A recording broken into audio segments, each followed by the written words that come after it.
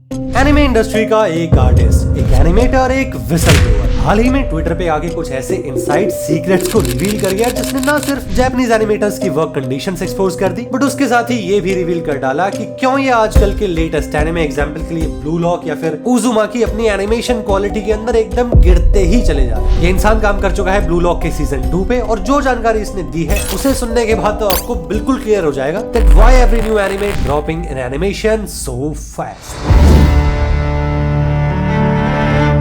No doubt Blue Lock की story काफी interesting है। 2018 में वर्ल्ड कप को हारने के बाद जापानीज गवर्नमेंट ने एक ऐसे ट्रेनिंग प्रोग्राम को बनाया जिसमें हाई स्कूल स्टूडेंट्स को एक वर्ल्ड क्लास स्ट्राइकर बनने की ट्रेनिंग दी जा रही है। एंड इसी पूरी ट्रेनिंग एंड ट्रेनिंग में ये कहानी घूमती रहती है। तो स्पोर्ट्स एनिमे फैंस के लिए ना ये एक बढ़िया ट्रीट के जैसा है, लेकिन सिर्फ तभी तक जब तक सीजन 2 की शुरुआत नहीं होती। देखो होता क्या है ना कि एक तो होता है गुड एनिमे, उसके बाद आता है बैड एनिमे, लेकिन ब्लू लॉक सीजन 2 में तो एनिमेशन ही नहीं है। अब आप सोचोगे कैलिबर भाई एनिमे के अंदर एनिमेशन नहीं है, ऐसा थोड़ी हो सकता है, लेकिन ब्लू लॉक के अंदर बिल्कुल यही हुआ है दोस्त। Character encounters, major action events and even एक नॉर्मल बातचीत वाले सीन्स के अंदर भी ना कुछ कुछ जगह पे एकदम स्टैटिक फ्रेम्स या फिर इतनी ज्यादा फ्रेम कटिंग हुई है कि गोल मारने वाले एनिमे को बिल्कुल गोल जीरो बना दिया गया। अच्छा जीरो से याद आया यार कि फुटबॉल खेले तो पता नहीं मुझे भी कितना टाइम हो गया। हम लोग तो जब खेलते थे एक ही बॉल होती थी पुरानी सी, जो कि हमने बाद में रिप्लेस भी कर दी थी 40-40 रुपए मिला के, लेकिन उसके बाद से आई डोंट थिंक कि मैंने काफी सालों से कभी फुटबॉल का कोई मैच खेला है। लेकिन यार ये ब्लू लॉक को देखने के बाद ना बचपन की यादें तो आज भी ताजा हो गई हैं और नॉस्टैल्जिया अभी तक उतना ही पूरा है। और यही जो नॉस्टैल्जिया है ना आजकल के एनिमेस का एक ऐसा इनडायरेक्ट दुश्मन भी बन चुका है जो कि हिलने का नाम नहीं ले रहा। देखो सीन क्या हो रहा है ना, मोस्ट ऑफ द टाइम ये जो बैड एनिमे या फिर बैड एनिमेशन के आर्गुमेंट उठते हैं ये बनते हैं दो रीजन से। या तो उसका एनिमेशन जेन्युइनली इतना घटिया है कि बिल्कुल बस पूछो ही मत, एग्जांपल है तुम्हारा उजुमाकी, या फिर the audience starts comparing the new animes with the older ones. Boruto देखेंगे तो नारुतो दिमाग में बैठा है उससे कंपैरिजन होगा, एनिमे फाइट देखेंगे तो ड्रैगन बॉल या ब्लीच से कंपेयर करेंगे। और ऐसे ही कई बार होता है कि न्यू एनिमे के आर्ट स्टाइल, उनका वे ऑफ प्रेजेंटेशन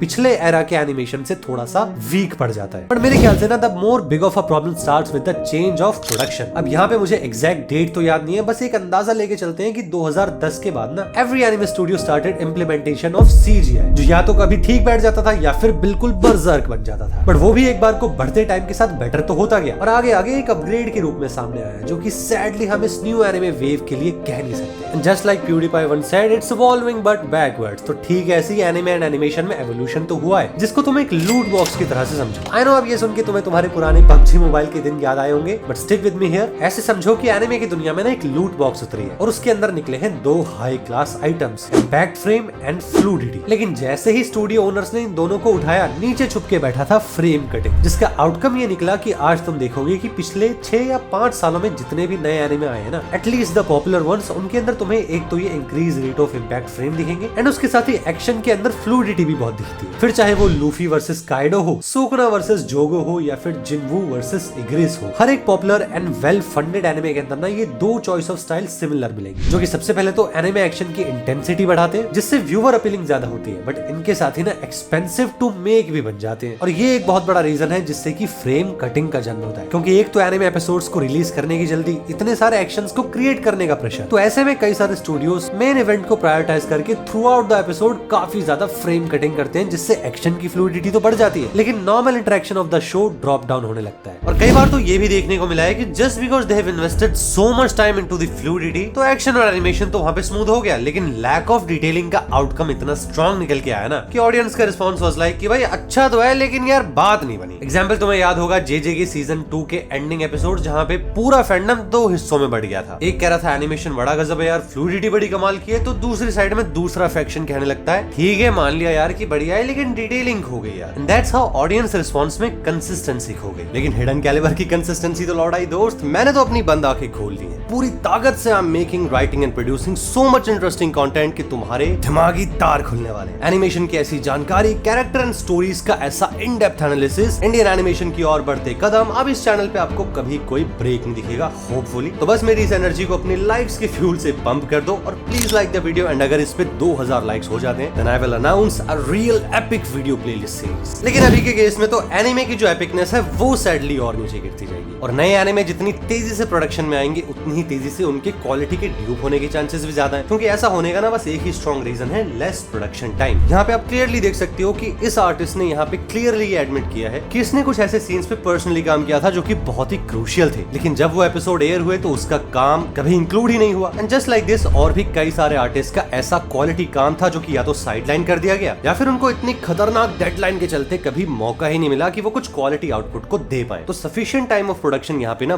बहुत ही ज्यादा क्रूशियल है, क्योंकि रिसेंट ईयर में यहाँ पे जितनी भी पॉपुलर मांगा आई हैं या फिर अभी भी आनी बाकी हैं, उनमें भी ना एक तरीके का एक ऐसा ट्रेंड है कि यहाँ पे कुछ ज्यादा ही डिटेल बढ़ती जा रही है। Hyper detailed panels, crazy perspective angles और एक इमेंस फैन फॉलोइंग के चलते most of the upper level management मान लो अगर किसी टाइटल को उठा तो लेते हैं, because in their minds people is equal to profit. लेकिन इन सब के बीच में प्रोडक्शन पे काम ना करके एनिमेटर्स एंड आर्टिस्ट से ओवरवर्क करवा के फाइनल आउटपुट जो निकलता है ना, वो कई बार अपने सोर्स मटेरियल मांगा के लेवल के आसपास भी नहीं होता, जिससे नई ऑडियंस तो एक बार को झेल जाती है, लेकिन एग्जिस्टिंग फैंस जो कि मांगा से कन्वर्ट होके आए थे ना, उनकी एक्सपेक्टेशन तो एकदम मिट्टी हो जाती है, जिसका फिर डायरेक्ट कॉन्सिक्वेंस होता है इंटरनेट पे आके भड़ास निकालना, और जिसके रिपल इफेक्ट में फिर जो नए फैंस कभी आए भी थे ना, वो भी एक टाइम के बाद इस बैंड वैगन को ज्वाइन कर लेते हैं, और देखते ही देखते ये पूरा परसेप्शन तैयार हो जाता है कि रीसेंट ईयर्स के एनिमे सच में ही घटिया हो गए हैं। और सच बताऊं तो यार मुझे लगता है कि जिस स्पीड से एनिमेशन इंडस्ट्री का मार्केट साइज बढ़ रहा है ना, ऑडियंस की गिनती बढ़ती जा रही है, स्टूडियोज की ग्रीड और ऊपर चढ़ रही है, और एनिमेटर्स की जिस तरह से यहाँ कंडीशन गड्ढे में गिरती जा रही है ना, तो मे भी हमें और कई सारे एनिमेज ऐसे देखने को मिलने वाले हैं जो कि या तो किसी लेजेंडरी मांगा से आए होंगे या फिर अगर किसी स्टैंड अलोन एग्जिस्टिंग फ्रेंचाइज में भी होंगे, तब भी उनके अंदर जो क्वालिटी का ड्रॉप है वो काफी मेजर होगा। और सच कहूं तो यार मैं पर्सनली डरा हुआ हूं वन पंच मैन के लिए कि क्या पता उसके नए सीजन का क्या होगा। खैर चलो वो तो बात की बात है, देखते हैं कैसा निकलेगा। अभी के लिए तो हिडन कैलिबर पे बस 3 ही चीजें होंगी, हाइपर कंसिस्टेंसी, अगले साल में मेरी तरफ से एक बहुत ही बड़ा रिवील, और फाइनली मेरा आप सबके साथ एक ऐसा कनेक्ट जिसके लिए मैं 5 साल से वेट कर रहा हूं। बस वीडियोस पे अपना प्यार ऐसे ही बनाए रखना, सपोर्ट के लिए दिल से थैंक यू सो मच यार, और जाते जाते वीडियो के बारे में अपने ओपिनियन शेयर करना मत भूलना।